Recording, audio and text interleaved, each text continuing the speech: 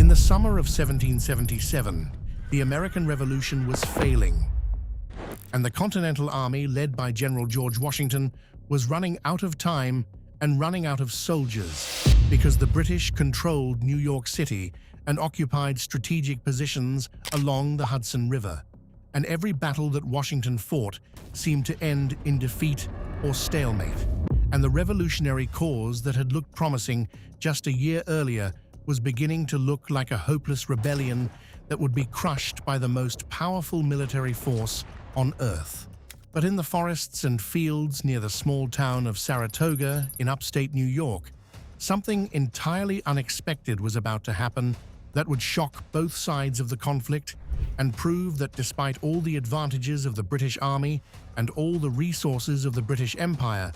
the American revolutionaries could win a decisive victory that would change the entire course of the war and convince a powerful foreign nation to join the fight against Britain. A British general named John Burgoyne was marching south from Canada with over 7,000 soldiers and a plan to capture the Hudson River and cut off New England from the rest of the colonies, and he was confident in his ability to crush any American forces that opposed him. But what Burgoyne did not understand was that he was marching into a trap that would result in his complete defeat and his unconditional surrender to an American army that he had underestimated at every turn. But how did an American general, who had lost almost every battle he fought, manage to trap a British general who was considered one of the most capable commanders in the British Army? Why did Burgoyne surrender when he still had thousands of soldiers and supplies? And what made this single battle at Saratoga so important that it convinced the French to enter the war on America's side and transform what looked like a hopeless rebellion into a winnable conflict? The American Revolution began in April 1775, when British and American militia clashed at Lexington and Concord in Massachusetts, and initial enthusiasm for independence seemed boundless as colonists rallied to fight for their freedom. But despite the bold Declaration of Independence announced in summer 1776, the military situation for the Americans was becoming desperate by the summer of 1777, because General George Washington had been defeated in a series of battles around New York City and had been forced to retreat across New Jersey and into Pennsylvania, and the Continental Army had shrunk from thousands to a ragged force of exhausted soldiers running out of supplies and hope. The British strategy for 1777 was designed to crush the rebellion once and for all by capturing New York City, controlling the Hudson River, and cutting off New England from the rest of the colonies, because the British generals believed that if they could isolate New England and destroy Washington's army, the rebellion would collapse and the colonies would quickly submit to British authority.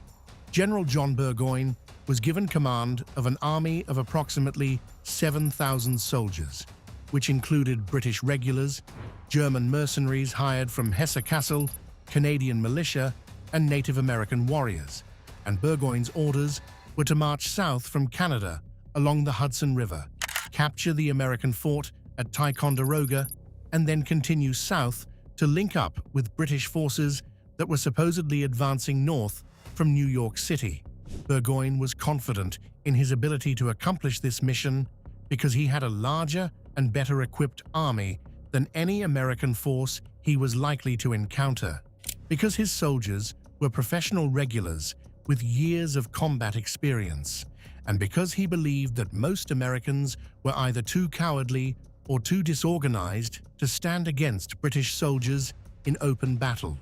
On June 17, 1777, Burgoyne's army crossed the border from Canada into New York and began marching south along the Hudson River Valley, and the Americans who opposed him seemed unable to stop his advance because the American general in charge of the Northern Theater was Philip Schuyler, and Schuyler did not have enough soldiers to match Burgoyne's numbers, and he was forced to retreat in the face of the British advance while burning crops and destroying bridges to slow down Burgoyne's progress. In early July 1777, Burgoyne attacked the American fort at Ticonderoga, which was held by American General Arthur St. Clair and a garrison of about 3,000 soldiers. But the fort was poorly positioned and could be surrounded, and St. Clair recognized that his position was untenable and ordered his soldiers to evacuate the fort before they could be trapped, and Burgoyne's army occupied Ticonderoga with minimal resistance. But as Burgoyne continued to march south, his supply lines began to stretch longer and longer, and the American soldiers he had defeated at Ticonderoga had not been destroyed but had retreated and regrouped, and local militia was beginning to gather in increasing numbers to oppose his advance. The pivotal moment came when General Washington, recognizing the danger posed by Burgoyne's advance, sent one of his most capable officers, General Benedict Arnold, to command the American forces in the Northern Theater and to replace the defeated Schuyler, and Arnold arrived at the American camp near Saratoga in early September 1777, with a reputation as an aggressive and bold commander who was willing to take risks that other American generals would not consider. Arnold immediately began organizing the American forces and calling for local militia to come forward to fight against Burgoyne, and his aggressive attitude contrasted sharply with the defensive and cautious approach that Schuyler had been following. And Arnold's arrival seemed to energize the American soldiers and the local militia who had been demoralized by the defeats at Ticonderoga and elsewhere. By early September 1777, the American army commanded by Arnold had grown to approximately 7,000 soldiers, roughly equal in number to Burgoyne's force, and the American soldiers were fighting on their home territory where they understood the terrain and could operate effectively in the forests and hills that surrounded the British Army. Burgoyne's supply situation had become critical by this point in the campaign, because his long supply lines from Canada were vulnerable to American attacks and to the destruction of roads and bridges that the Americans were conducting to harass his army, and Burgoyne's horses were suffering from lack of adequate forage in the countryside around Saratoga, and his soldiers were running out of ammunition and supplies. On September 19, 1777, the first major battle at Saratoga took place when Burgoyne ordered his army to attack the American positions near Freeman's Farm, and the battle was fiercely contested, with the British and German soldiers attacking the American positions, while the American soldiers fought from behind trees and earthworks that provided them with defensive advantages. The fighting lasted throughout the day, with repeated charges by the British soldiers against the American positions, and the British regulars displayed the discipline and training that had made them one of the most feared armies in the world. But the Americans held their ground and inflicted heavy casualties on the British attackers, and by the end of the day, the British had suffered approximately 600 casualties, while the Americans had suffered approximately 300 casualties, a casualty ratio that should have been a clear victory for the American side, but which Burgoyne interpreted as a tactical success because his army had maintained possession of the battlefield at the end of the fighting. But despite this apparent tactical success, Burgoyne's strategic situation was deteriorating rapidly because his supply situation had become even more critical after the battle, and his soldiers were running short of food and ammunition, and the American army was growing larger every day as local militia continued to arrive from the surrounding countryside to reinforce Arnold and the Continental Army. Burgoyne also received news that was devastating to his strategic plans. The British forces that were supposedly marching north from New York City to link up with his army were not coming, because instead of advancing north as planned, the British commander in New York had changed his orders and moved his forces south to attack Philadelphia, where the Continental Congress was meeting. And this meant that Burgoyne was stranded in the forests of upstate New York with no hope of being reinforced and no hope of linking up with other British forces. Facing this desperate situation,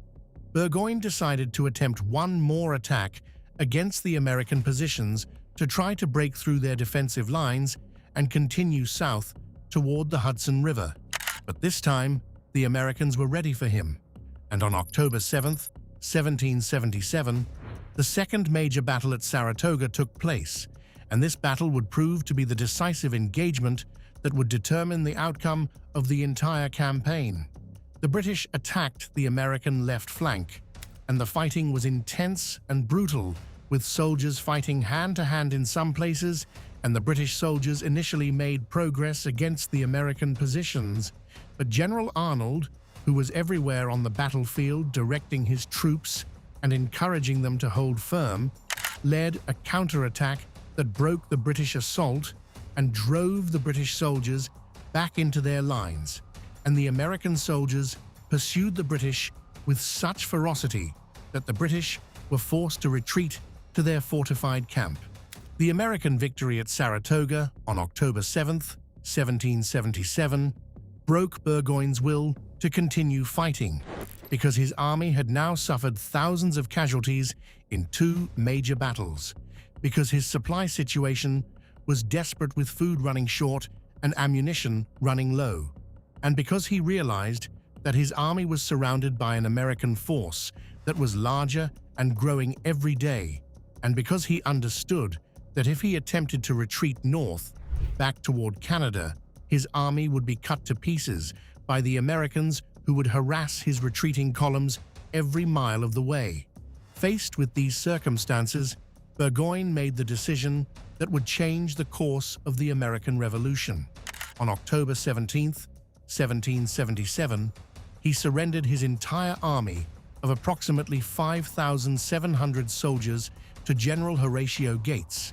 the American commander who had replaced Arnold in formal command of the Northern Army, and this surrender was unconditional except for the provision that the British soldiers would be paroled and eventually exchanged for American prisoners held by the British. The implications of Burgoyne's surrender were immediately recognized by both sides as being far more significant than a simple military defeat, because a British army had surrendered in the field to an American army, something that had never happened before in the war, and this victory proved to the world that the Americans could defeat British soldiers in open battle,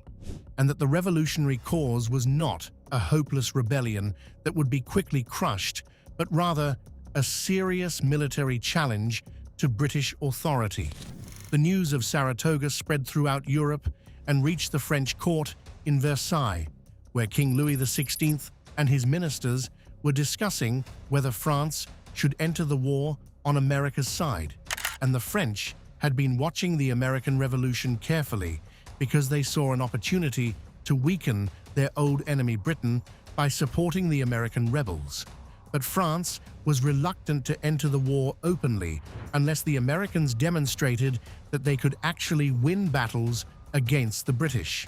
The victory at Saratoga gave the French the proof that they needed, because if the Americans had defeated Burgoyne and forced his surrender, then perhaps the Americans could win the war and establish themselves as an independent nation. And the French government decided that supporting America was a worthwhile investment because a successful American independence would significantly weaken Britain and increase French power and influence in the world. In February 1778, just 4 months after Burgoyne's surrender at Saratoga, France officially entered the war on America's side, and this French entry transformed the character of the conflict from a colonial rebellion into a global war that spread to Europe, the Caribbean, and the Indian Ocean. And it meant that the American revolutionaries would now have access to French supplies, French ships, French soldiers, and French military expertise that would prove crucial to their eventual victory over Britain. The impact of French entry into the war cannot be overstated, because without French support, the American Revolution almost certainly would have failed, and the Continental Army would eventually have been defeated by the superior resources and military capacity of Britain. But with French support, the Americans received the supplies they needed, the military reinforcements they required, and the naval support that allowed them to compete with Britain on equal terms. The French Navy in particular proved crucial to American victory because the British had always relied on their naval superiority to control the American coast and to cut off American trade with foreign nations. But the French Navy gave the Americans a way to challenge British naval dominance. And in several crucial moments during the war, the French Navy prevented the British from landing supplies or reinforcements or from evacuating British forces. And these French naval victories contributed directly to several American victories on land. General Burgoyne's surrender at Saratoga represented one of the most important turning points in the American Revolution, and it proved that the Americans could defeat British soldiers in open battle despite all the advantages that the British possessed in terms of training, equipment, and experience. And it demonstrated to the world that the American Revolution was a serious military conflict and not simply a colonial uprising that could be quickly suppressed. The victory also demonstrated the importance of American generals like Benedict Arnold, who were willing to take aggressive action and who understood how to use the American advantage in terrain and local support. And Arnold's role at Saratoga was so significant that he became one of the most celebrated heroes of the Revolution, even though his later betrayal and attempt to surrender West Point to the British would ultimately damage his historical reputation. The British response to Saratoga was to recognize that their strategy of simply crushing the Americans through superior force was not working, and that they would need to fundamentally change their approach to fighting the war. And the fact that Burgoyne's entire army had been forced to surrender was deeply embarrassing to the British government and to the British military establishment, and it raised serious questions about British military competence and British strategic planning. The British decided that instead of continuing to focus their efforts in the northern colonies, they would shift their strategy and attempt to attack the southern colonies, where they believed there was more loyalist support and where they might be able to defeat the Americans through a different approach. But this shift in strategy would ultimately prove to be unsuccessful and would only delay the inevitable American victory. The battle at Saratoga had proven something that many people in Europe and America had doubted, that the Americans could actually win battles against the British, and that the revolutionary cause was worthy of support from foreign powers, and that a small and poorly equipped army of citizen soldiers could defeat the most powerful military force on Earth if they were properly led and if they fought on terrain that favored their strengths and neutralized British advantages. The French entry into the war was the direct result of the American victory at Saratoga, and it was this French support that ultimately made American independence possible. And without Burgoyne's surrender at Saratoga in October 1777, the American Revolution almost certainly would have failed, and the United States of America would never have been born. Looking back at the Battle of Saratoga, historians recognize it as one of the most significant battles in world history, not because the casualty figures were particularly high or because the tactics were particularly innovative, but because the battle had consequences that extended far beyond the immediate military situation and that changed the course of world history, and it demonstrated that in warfare, sometimes a single battle at a crucial moment can have effects that ripple through history for centuries to come. The victory at Saratoga convinced France to enter the war, and French entry transformed the conflict into a global war that Britain could not win. And the result was American independence and the birth of a new nation that would eventually become one of the most powerful nations in the world. The legacy of Saratoga extended beyond the American Revolution itself. because the battle proved that professional armies could be defeated by determined citizen soldiers fighting on their home territory, and this lesson influenced military thinking for generations. General Benedict Arnold, despite his later betrayal of the American cause, is remembered as the general who made the victory at Saratoga possible through his aggressive tactics and willingness to take risks that other American commanders would not consider. And Arnold's role at Saratoga remains one of the most celebrated examples of military leadership in American history. But perhaps the most important lesson from Saratoga is that the American Revolution succeeded because the Americans could win battles against the British, because they could convince foreign powers like France that supporting American independence was in their national interest, and because they sustained the war effort long enough for Britain to recognize American independence. Saratoga was the battle that made all of this possible, and it was the surrender of a single British general that changed the course of world history. If you enjoyed this video, hit the like button and subscribe for more history content covering wars, revolutions, and events that shaped the modern world.